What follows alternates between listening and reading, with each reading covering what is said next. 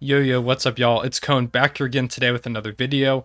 Every single year, a bunch of surveys and lists and predictions come out right around this preseason, like right before the season period in the NBA calendar year. And one that comes out every single year is the NBA GM survey. So NBA.com, the NBA sends this survey out to each GM for each team. They answer like a million questions. We're going to go through most of them today. And this is the results. They post this on NBA.com as soon as they get the results back. And it's kind of interesting to see what they think. There are always a lot of controversial things that a lot of people don't like. Probably some bias in there between rival GMs or GMs that don't like other players. I just think it's fun to look at, and people always get mad about it. So we're going to go ahead and take a look at this GM survey. I'm going to give my thoughts as a fan of the game compared to what GMs think, and I think it'll be interesting. So make sure to leave a like and subscribe. NBA content going to continue to ramp up as we head towards the season. Also, an apology. I'm kind of sick, so I apologize if I sound weird. Let's go ahead and get into it. Starting off with the prediction section. They're going to predict who's going to win the finals, the East, the West, the stuff like that.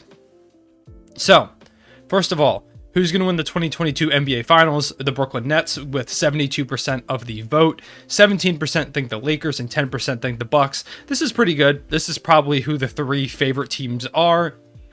Maybe not in this order. You can debate that yourself. But the Brooklyn Nets are stacked, as are the Lakers, and the Bucks, as the defending champions, rightfully so, should be in this conversation. They've also got each team that they think has a chance, or each team that last year they voted for. So last year was the Lakers 81%. So as you can see, this isn't always right.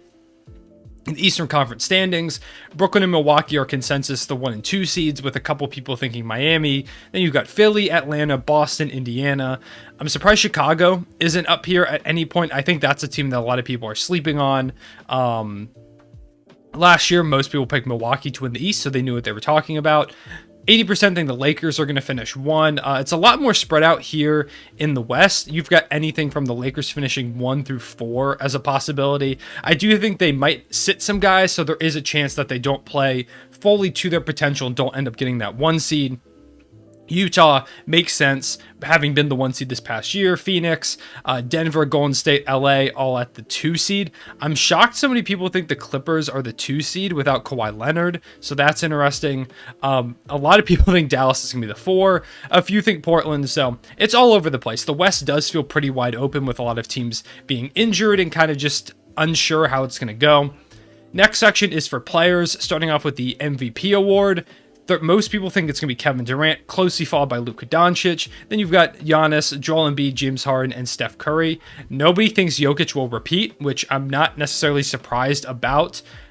I just don't know how good the Nuggets are going to be without Jamal Murray. And it's hard to win back-to-back MVPs. It's rare that they do give that. So this does make sense, although I thought more people would say Jokic. At least like one would say Jokic, seeing as how he is the MVP. If you're starting a franchise today and you could sign any player in the NBA, who would it be?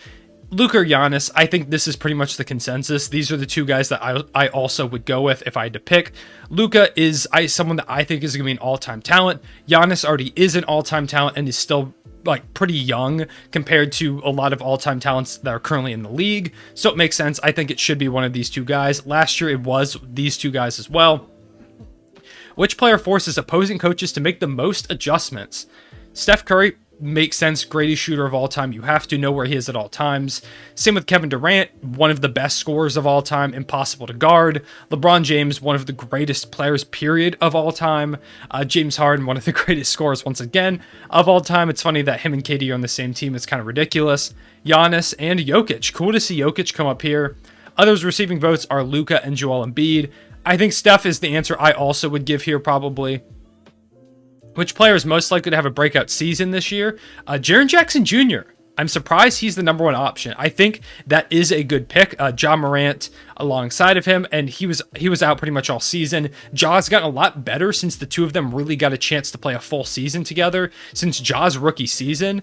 So I do think that could be potentially in for a pretty big year alongside Ja Morant. Then you've got Anthony Edwards there, I think, as well, with having Cat, D'Lo, and just kind of a healthier core. I think the Timberwolves can do a lot better. Michael Porter Jr. for Denver. He's a lot of people's most improved player pick. With Jamal Murray out for the season, it makes sense. He showed a lot of promise.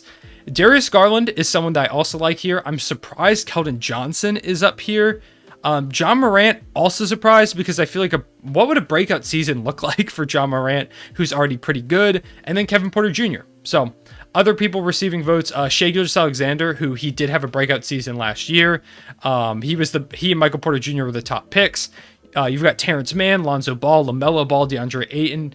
Karl Anthony Towns is a weird one because I feel like he's already proven that he's a top 3 center.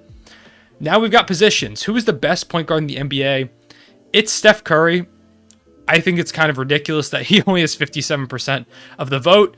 I do understand when with LeBron James having some of the vote, because I think him and Steph Curry, if you do think that LeBron is a point guard, a lot of people also said he's the best small forward, which we'll get to in a second. But if you think he's a point guard, I understand you putting him above Steph Curry. But really, those are the only 2 options that you should have. I don't think Luka, Dame, or Chris Paul are there.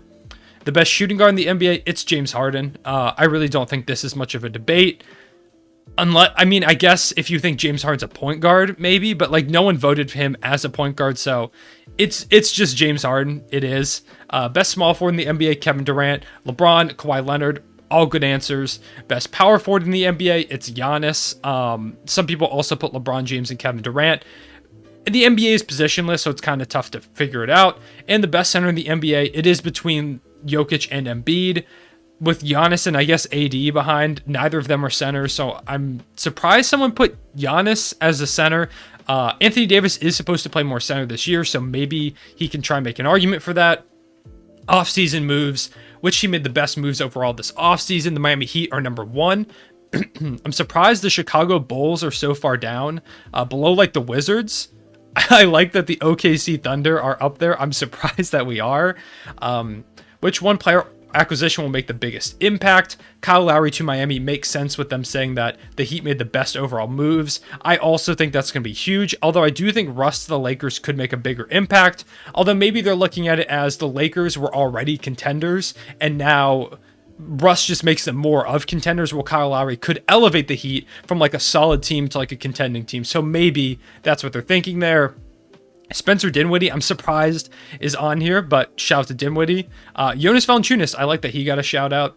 The most underrated player acquisition, Larry Nance Jr., I would also agree with that. I think that was very underrated. A lot of people on like Andre Drummond to Philly is an interesting one. Jeff Green, I'm surprised, is on here. Dennis Schroeder to Boston, I think that is an underrated one. Which team will be the most improved this year? The Chicago Bulls. I think that's just the right answer. The most surprising move of the offseason, it has to be Russ to the Lakers. I don't think anyone saw that coming before the season or before the offseason, so I think that has to be it. Rookies, who will run the Rookie of the Year? Jalen Green and Cade Cunningham, very close there up at the top. LaMelo Ball was the leading vote getter last season, so they got that one right. No Josh Giddey, they'll learn. Which rookie will be the best player in 5 years? 5 years ago, they picked Ben Simmons, which is interesting to think about now that there's that whole Ben Simmons situation going on. Evan Mobley at the top is very interesting. I'm a big Evan Mobley guy, so I like that pick. And then obviously Jalen Green and Cade Cunningham. Which rookie was the biggest steal for where he was selected? Jalen Suggs at 5 is kind of crazy. A lot of people thought he was a consensus top 4 guy. James Bouknight, Jalen Johnson, Trey Murphy, good picks. Who else do we have in here? Luka Garza. That's a fun one. I'm curious to see who voted for him. And Cam Thomas. I agree with that completely. Cam Thomas has been a bucket. Best international player in the league. It's Giannis. I guess you could try and make an argument for Luka or Jokic, but it's Giannis. The best international player not in the NBA, Nikola Mirotic. And Victor Wembanyama, who hopefully is a future Thunder legend. 2023 draft prospect, if you didn't know. One of the best players in the world at this, by far the best prospect in the world right now. Best defensive player in the NBA, Giannis Antetokounmpo, followed by Rudy Gobert, Jrue Holiday, Kawhi Leonard, and Ben Simmons. Best perimeter defender in the NBA, they picked Jrue Holiday and Ben Simmons.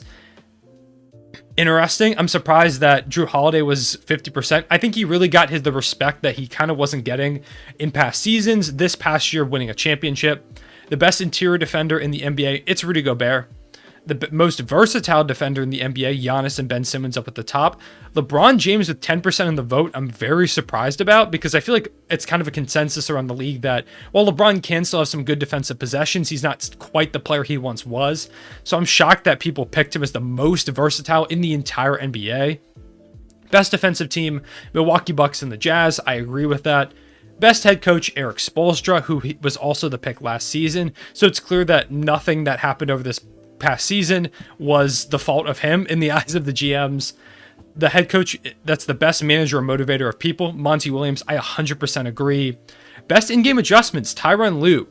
I'm surprised. I thought he would have been voted, like I would have seen if it was like best like mid-series adjustments or like mid-season adjustments.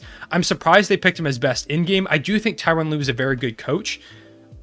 I didn't think they would pick him for this. Which head coach runs the best offense? Quinn Snyder, Steve Kerr, Mike Budenholzer getting some love. Steve Nash. I'm surprised Monty Williams, it was so far down, because I feel like he proved how good of an offense he could run this past season. Best defensive scheme, I think Tom Thibodeau makes sense. Which new or relocated head coach will make the biggest impact? I think Rick Carlisle's a good pick for this. Best assistant coach was Kenny Atkinson.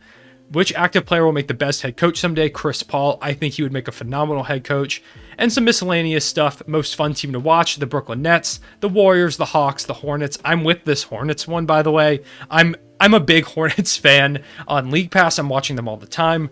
Best home court advantage is the Utah Jazz. Interesting one, I'll keep that in mind. Most promising young core are the Atlanta Hawks. No Thunder love, but that's okay.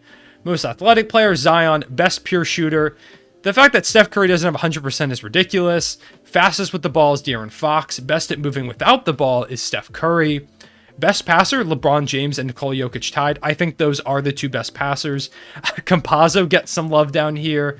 You see LaMelo Ball, Trae Young, Russell Westbrook. Hopefully Josh Giddey is in that conversation someday. Best leader, Chris Paul. Most versatile player in the NBA, LeBron James, as well as the best IQ. Player you want taking a shot with the game on the line, Kevin Durant and Steph Curry up there. Same with Dame.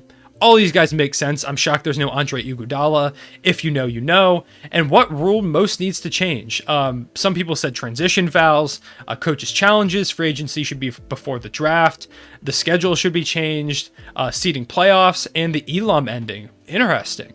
A lot more bench celebration, corner threes, changing the distance. Stuff like that. So this was the GM survey. I thought this would be pretty interesting to look at. Let me know what your thoughts are if you would have picked things differently. Some things that stand out is Steph Curry is just the best point guard in the NBA. I don't think that's a debate. I think they did a good job of predicting standings and predicting which teams could win it all.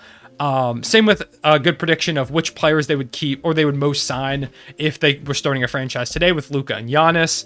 Let me know what you thought. I appreciate y'all watching. I will see you all later. Real one, say it back.